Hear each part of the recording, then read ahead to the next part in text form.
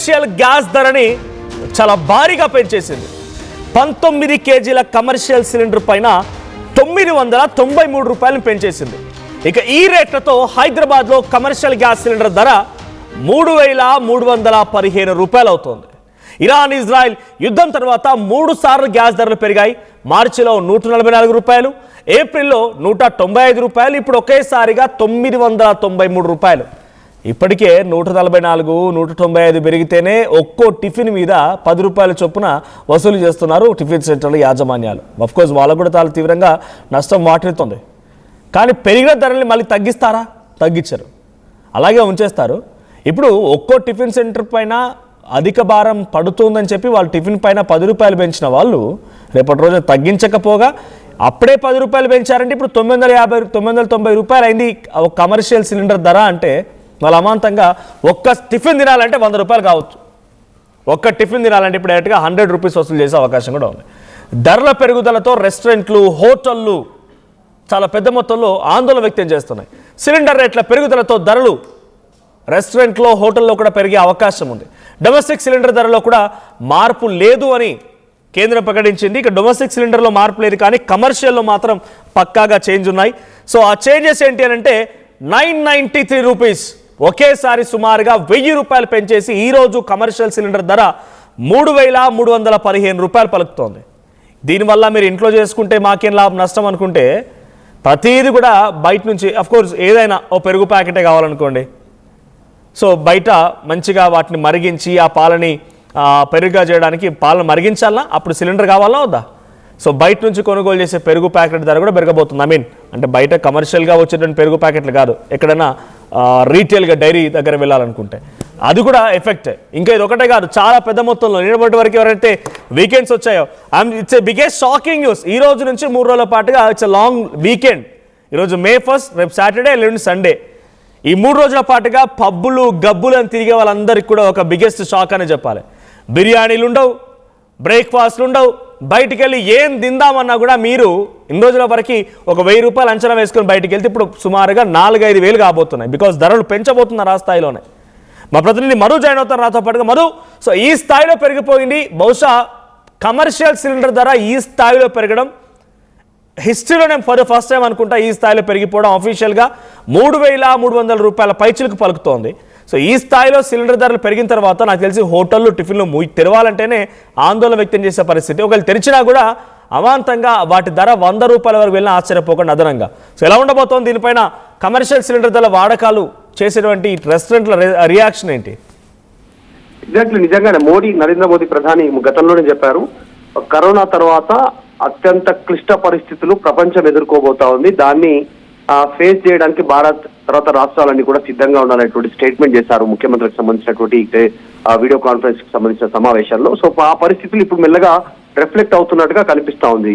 Already commercial ధరలు పెరగడంతో, దానికి సంబంధించిన షార్టేజ్ ఉండడంతో హోటల్స్ మూతపడ్డాయి. హైదరాబాద్ లో చాలా హోటల్స్ లో ఈ హోటల్ తిరిగి కమర్షియల్ సిలిండర్ అందుబాటులోకి వచ్చిన తర్వాత తిరిగి తెరుస్తామనేటువంటి చాలా హోటల్స్ ఆల్రెడీ ఇప్పుడే బయట బోర్డ్స్ పెట్టేశాయి. అందులో పనిచేస్తున్న సిబ్బంది ఉద్యోగాలు పోయాయి. తర్వాత ఈ రేట్ల వల్ల వాళ్ళు కొంతమంది ఖాళీ చేసి వెళ్ళిపోతా ఉన్నటువంటి పరిస్థితి ఉంది. ఆ ఎఫెక్ట్ ఇంకా పడే పరిస్థితి ఉంది. కేవలం ఈ చిన్న స్థాయి హోటలే కాదు, పెద్ద హోటల్లో కూడా పడిపోయింది. మనం ఆల్రెడీ హోటల్స్కి వెళ్ళి ఇడ్లీ, దోశ, ఏదైనా ఇంకా వడ, ఇంకా ఏదైనా టిఫిన్స్ చేద్దామంటే దానిపైన 5 రూపీస్ 10 రూపీస్ ఎక్స్ట్రా అనేటువంటిది, అంటే ఉన్న రేటు మీద 10 రూపీస్ ఎక్స్ట్రా వసూలు చేస్తా ఉన్నారు. అది కమర్షియల్ ధర పెరిగినటువంటి సిచ్యువేషన్ లో ఇప్పుడు ఇరాన్ తర్వాత ఇజ్రాయెల్, అమెరికా యుద్ధానికి సంబంధించి మరింత రేట్లు పెరిగినటువంటి పరిస్థితి. కమర్షియల్ ఇప్పటికే బ్లాక్ లో దందా చేస్తా ఉన్నారు. దీనికి సంబంధించి ఆల్రెడీ ఇప్పుడు రేటు 3315 రూపాయలకు చేరుకోవడం అనేటువంటిది కాస్త తీవ్రమైనటువంటి భారం కమర్షియల్ గ్యాస్ సిలిండర్ అనేటువంటిది. బయట అంతా కూడా బయట కుకింగ్ కి సంబంధించినటువంటి హోటల్స్ కి సంబంధించి ఈ స్విగ్గీ, జొమాటో డెలివరీ సప్లై చేసినటువంటి అన్ని హోటల్స్ కూడా కమర్షియల్ సిలిండర్ నే ఉపయోగిస్తా ఉన్నారు. వాళ్ళందరి పైన కూడా తీవ్ర భారం పడే అవకాశం ఉంది. కొన్ని పెద్ద హోటల్స్ మాత్రం, కాస్త స్పేషియస్ గా ఉన్నటువంటి హోటల్స్ మాత్రం వాళ్ళు ఈ కట్టెలు తెప్పించుకునే ప్రయత్నం చేస్తా ఉన్నారు. టింబర్ డిపోలతో వాళ్ళు డైరెక్ట్ గా కాంటాక్ట్ అవుతా ఉన్నారు, కట్టెలు తెప్పించుకుంటున్నారు. కట్టెలు మండించి వంట చేసేటువంటి పరిస్థితి లేని హోటల్స్ మాత్రం ఈ సిలిండర్స్ పైన ఆధారపడతా ఉన్నాయి. అది రేటు పెరగడంతో వాళ్ళు హోటల్స్ మూసేసే పరిస్థితి. సో ఈరోజు ఈ రేటుతో బయట హోటల్లో తినాలంటే కూడా అందరికి జేబుకు చిల్లుబడే సిచ్యువేషన్ ఉంటుంది. జనాలంతా కూడా ఇంట్లో ప్రిపరేషన్ చేసుకునేటువంటి పరిస్థితి. అంటే రోజువారీగా బయటికి వెళ్ళి బయట తింటూ పనుల నిమిత్తం బయటికి వెళ్ళేవారు కూడా ఇంట్లోనే తిని వెళ్లాల్సినటువంటి సిచ్యువేషన్ ఏర్పడింది. సో ఇది ఇంకా కొన్ని రోజులు కొనసాగేటువంటి అవకాశం కనిపిస్తా ఉంది. ప్రస్తుతం రేటు పెరుగుతా పోతుంది. కమర్షియల్ సిలిండర్ పెరిగిన డొమెస్టిక్ సిలిండర్ మాత్రం స్థిరంగానే ఉన్నట్టుగా చాలా స్పష్టంగా కంపారిటివ్లీ వేరే స్టేట్స్ తో కంపేర్ చేస్తే తెలుగు స్టేట్స్ లో మోస్ట్లీ హైదరాబాద్ లాంటి మహానగరంలో మెట్రోపాలిటన్ సిటీలో ఫుడ్ బిజినెస్ అత్యద్భుతమైనటువంటి ఒక సక్సెస్ఫుల్ బిజినెస్ హైదరాబాద్ లో. రెస్టారెంట్స్ కానీ హోటల్స్ కానీ చిన్న చిన్న టీ కొట్ల దగ్గర నుంచి మొదలుకుంటే బడా రెస్టారెంట్ల వరకు కూడా అద్భుతంగా బిజినెస్ అవుతూ ఉంటుంది. సో అంతటి స్థాయిలో విదేశీ పర్యాటకులు రావడం కానీ లేకపోతే బిజినెస్ క్లాసెస్ వారు కానివ్వండి లేకపోతే ఐటీ ఎంప్లాయీస్ కానీ ప్రతి ఉద్యోగి కూడా అటువంటి హోటల్స్ పైన కొన్ని సందర్భాలు ఆధారపడి వాటి నుంచి పర్చేస్ చేయడం తినలాంటివి జరుగుతూ ఉంటుంది. ఇప్పుడు ఆ హోటల్స్ 1-2 రోజులు గతంలో కూడా ఇదే మాదిరిగా హోటల్స్ మూతపడితేనే ఎంతో స్థాయిలో ఒక భారీ నష్టం వాటిల్లింది ఆ హోటళ్ళకి. హైదరాబాద్ కూడా అస్తవ్యస్తంగా మారిపోయింది. అంటే బయటికి వెళ్ళిన వారు, బ్యాచిలర్స్గా ఉన్నవారు, హాస్టల్స్లో ఉన్నవాళ్ళు అంతా ఆశ్చర్యానికి గురయ్యారు, ఒక ఆందోళన వ్యక్తం చేశారు. ఇప్పుడు ఏకంగా ధరలు అమాంతంగా పెరిగిపోయి అది కూడా అందుబాటులో లేకపోయినటువంటి కొన్ని సిలిండర్లు కూడా.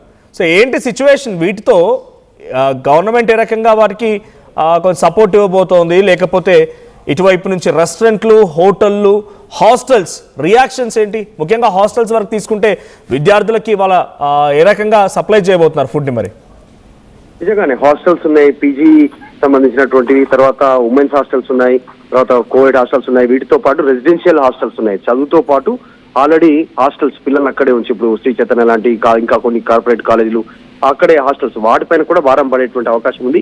Rate Indian oil corporation, Bharat petroleum, Hindustan petroleum వీళ్ళంతా కూడా పబ్లిక్ సెక్టర్ లో ఈ ధరలను కేటాయించేటువంటి సిచ్యువేషన్ ఉంది. మరి దీంతో రేట్లు పెరిగినటువంటి పరిస్థితి. ఇది తీవ్రంగా ప్రభావం ఇందాక మాట్లాడుకుంటాం హైదరాబాద్ లో ఉన్నటువంటి హాస్టల్స్, తర్వాత ఇంకా కొన్ని సంబంధించినటువంటి హోటల్స్, వీటిపైన హోటల్స్, రెస్టారెంట్లు, చిన్న చిన్న వ్యాపారాలు చేసే వాళ్ళు, రోజువారీగా క్యాటరింగ్ చేసేటువంటి వాళ్ళు కానీ, తర్వాత వీటన్నిటిపైన పెద్ద ఎత్తున భారం పడేటువంటి అవకాశం ఉంది. ముఖ్యంగా ఆన్లైన్ ఫుడ్ వ్యవస్థ ఏదైతే ఫుడ్ ధరలు కూడా పెరగనున్నాయి కాబట్టి ఇది ఒక్కటే కాకుండా పెట్రోలు, డీజిల్ వీటిపైన కూడా త్వరలో పెరుగుతాయనే చర్చ ఉంది. కాబట్టి ఇవంతా కూడా పెరిగే అవకాశం ఉంది, తీవ్ర ప్రభావం పడే అవకాశం ఉంది.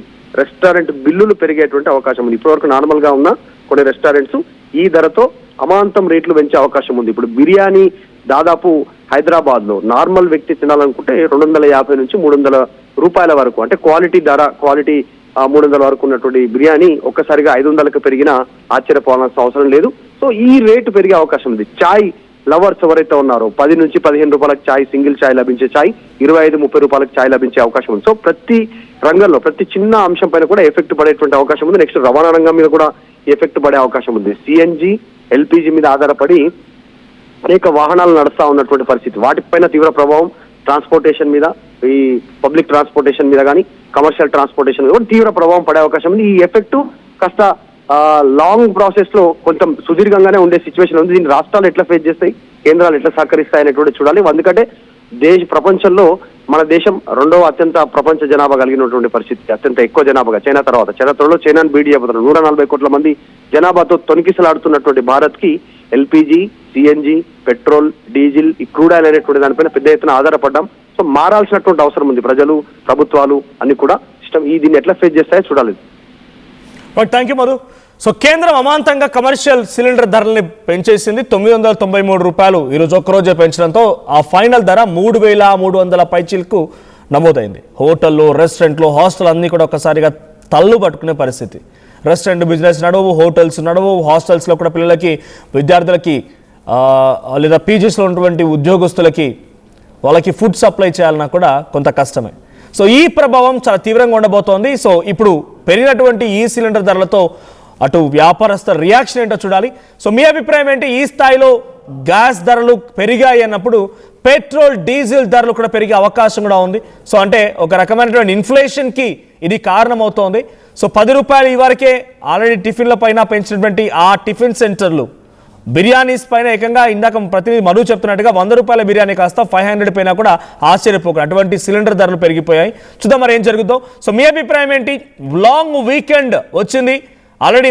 మే 1 ఈరోజు సాటర్డే అండ్ సండే కూడా ఉంది, కలిసి వచ్చింది కదా. పబ్బులు గబ్బులు అని తిరుగుదామన్న వారికి అందరూ కూడా జనరల్గా 1000 రూపీస్ ఖర్చు చేయాల్సి వస్తే ఇప్పుడు ఏకంగా 5000 ఖర్చు చేయాల్సిన పరిస్థితి. అటువంటి స్థాయిలో కేంద్రం గ్యాస్ సిలిండర్ ధరలు పెంచేసింది. సో మీ అభిప్రాయం ఏంటి? కామెంట్ చేయండి.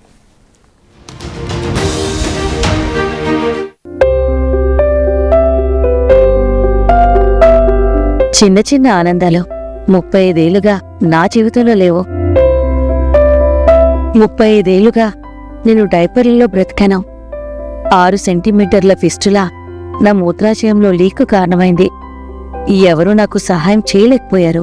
AINUలో వైద్యులను కలిసే వరకు. అక్కడ వారు రోబోటిక్ శస్త్రచికిత్సతో నాకు పరిష్కారం ఇచ్చారు. వారు నా ఆత్మవిశ్వాసాన్ని కూడా తిరిగిచ్చారు. Precision care makes it possible. The Center for Robotic Surgery at AINU